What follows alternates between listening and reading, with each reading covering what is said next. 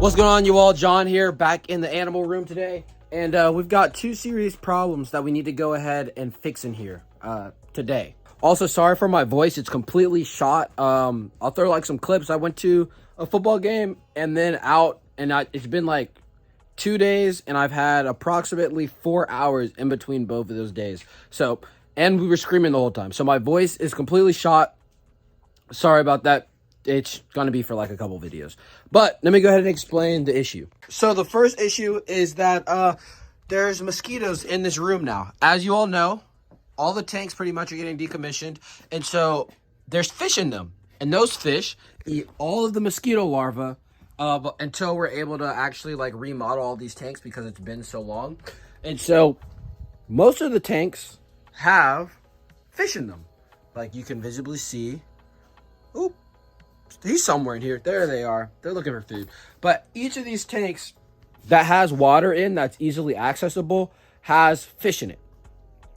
That way they eat the mosquito larvae and there's no like serious issues with mosquitoes. That was until this.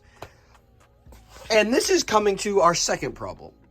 So, as you all know, I used to have massive pothos plants that grew across this whole thing. I mean, you can literally still see the branches and all that. Seriously, they're quite massive. And I do still have a few decent sized leaves, but nothing compared to what they used to be, which I modeled off of Mexico. I took a trip to Mexico, and the pothos there are massive. They flower, and that's pretty much what I wanted to model this off of. So we started with this tank, and you can still see all of the pothos roots in here, and it grew, and there was massive leaves all along this wall. And yeah, all of that came from clippings from my mom's pothos, which were all about this size, very small, but with the added nutrients from the fish and everything, they were able to grow massively. Unfortunately, we have something that's been eating the pothos and destroying pretty much the roof. So yeah, something's been eating the pothos, and we're not sure what it is. It's literally chewed through all of my pothos. And so I've had to consolidate everything into the tanks, which leads to this. I set this up pretty much to allow some of my pothos to live. There's not really too many other places I can put it.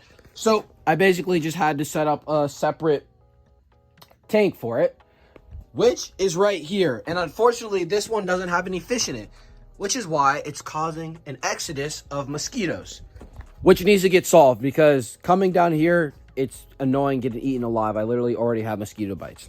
But yeah, the pothos grew from there. It was all over there coating everything, massive. We started having it drop down here before, obviously, it started getting killed. So you've got pothos in the plant tanks. It's growing through here. It was coming up there.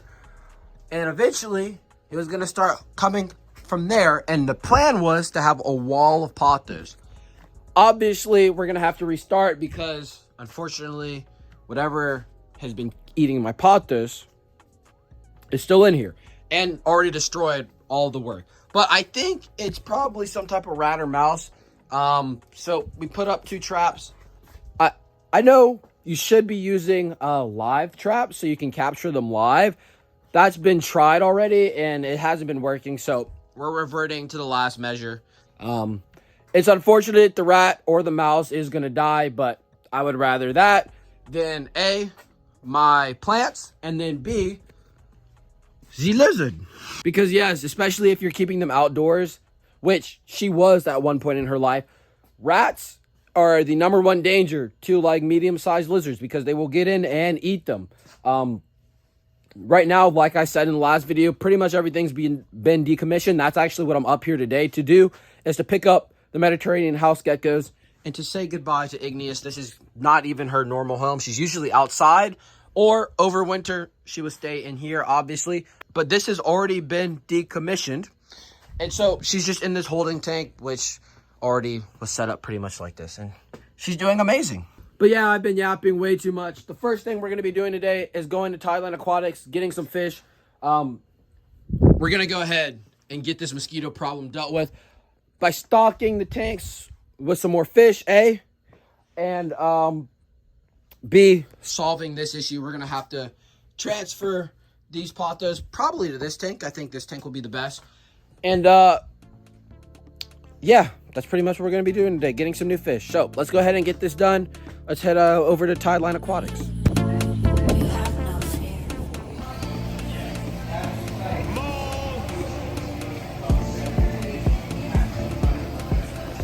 If you all remember the alligator gar, this is where I got it last time.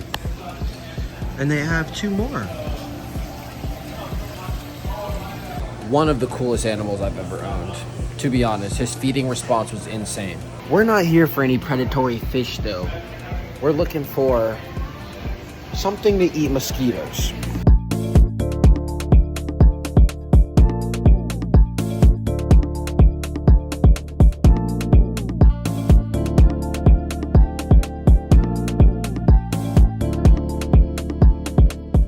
We just need something to eat mosquitoes, and I think zebra danios are gonna do the job.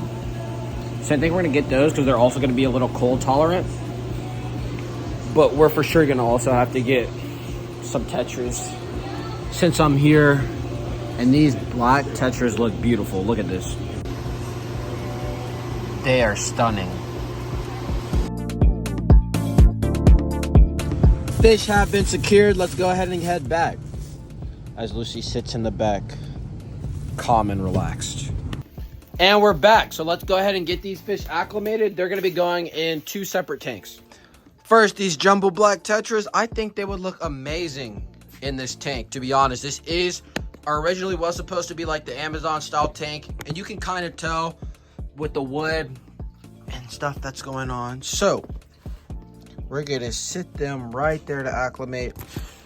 As for our white clawed minnows, we're gonna go ahead and plop them in this tank. Boop. Now, while those are acclimating, we do also need a little bit more fish. These 2 tanks don't have any fish in them. And the potted plant in this corner also doesn't have any fish in it, which means we need to get some fish for that. And I have a great plan for that. We're gonna be doing something very easy with this net. Walking outside over to this tank. This is a tank I've had set up, or it's not even a tank, it's a pond that I've had set up out here for a very long time, and it has plenty of minnows. And these minnows I use to feed to some of the animals, and then I also use them whenever my tanks need fish to eat mosquitoes. So that's what we're gonna be doing with these. Let's get to scooping.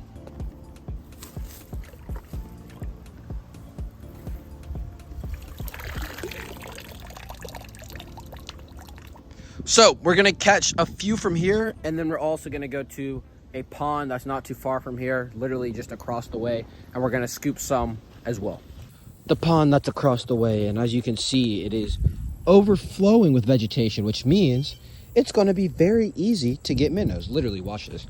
I'm gonna have my net, I'm gonna take it from here, and we're just gonna do that. Chances I got a minnow, we got some. See it flaking? So we're gonna do that a couple times. I should have brought a container. Let's go back, grab a container. We need some minnows. And you all might be thinking we're only gonna get minnows from this pond, but there's also mollies. There's wild mollies and platies in here. And there's also some pygmy sunfish. So you never know really what you're gonna get out of this pond. Start real simple. Just get some water. And let's go ahead and put the mollies we caught, because that's actually what we ended up catching, in here. Let's get to scooping. All you do is find a semi-open spot like this, and you take a scoop. Oh, well, you need an open space. That way the net doesn't collapse in on itself. But if the net doesn't collapse in on itself just like that, got a pocket full of mini fish.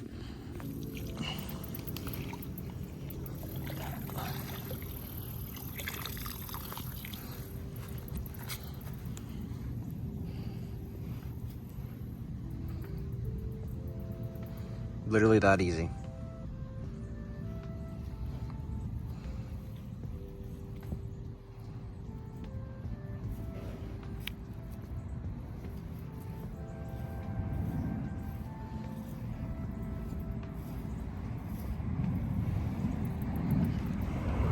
So here we go. We've got our fish from outside, but instead of putting them in first, we're going to go ahead and release the fish that have been sitting in this tank.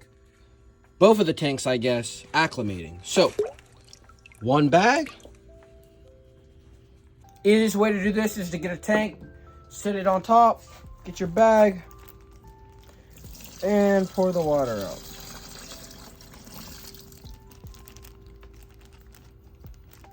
Oh, one's still in there. That's everyone. There should be 5. 1, 2, 3, 4, 5. Make sure nothing gets left in the tank.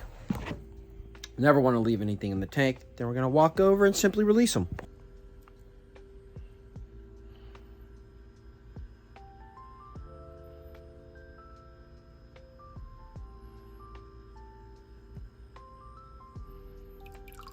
I think that's all of them.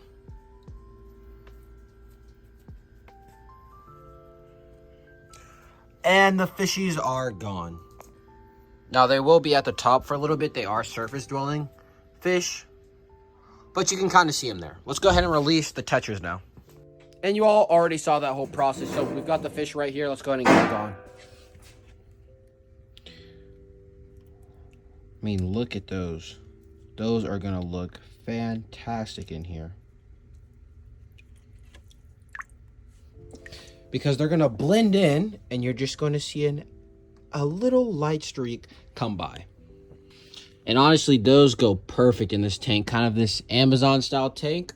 We're gonna see them in that mid-level. And they're gonna look stunning. Now that we've dealt with the store-bought fish, let's go ahead and deal with these wild ones. So, we've got our mug here, and I'm gonna do this really easily. We're gonna pour till we get some.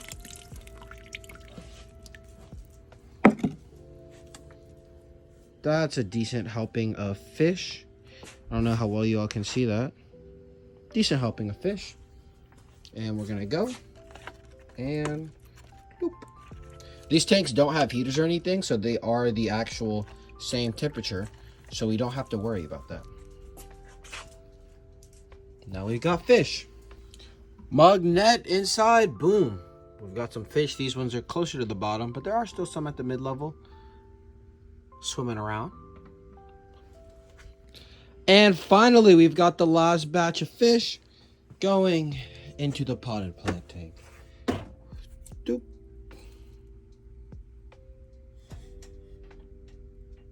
There they go. Now that the fish have been added and that issue has been solved, it's time to answer the other issue. This massive tub, which is full of mosquito larvae and mosquitoes. And the easiest way to solve this is simply, we're going to pull all of the pothos out of there, and we're going to put it in here. Grab the pothos out of here, and we're going to add it to this. Boop. Just like that. Now, the reason we're doing this is twofold. One, so we can take this bin and get it outside because it's full of mosquito larvae. And two, to go ahead and help with the filtration of this system. We are going to be fixing the lights, obviously, but the pothos, which was massive, was doing the majority of the filtration and oxygen addition for this tank. So it was keeping those ammonia and nitrate levels down and helping to add oxygen. Without that, we don't have to worry about oxygen so much, because we do have an aerator, a bubble, as well as a sponge filter, which I have to reset up. But the issue is going to be the ammonia level spiking, because this does have a decent amount of fish in here without too much filtration. And you can already kind of see that oily film filling up or getting put on the top of the surface because of the pollutants that the pothos isn't pulling out. So by adding that, hopefully what's going to happen is these plants are going to have a massive growth spurt because of all of the elevated nutrition levels and nutrient levels in this water. And that should allow them to grow a lot bigger, and then also allow them to suck up all of the nutrients we need to get out of this water. So yeah, that's buying some new fish and going ahead and making sure we clear up the mosquito problem in here. Hope you all enjoyed the video. I'm going to catch you all on the next one. Catch you all later. Peace.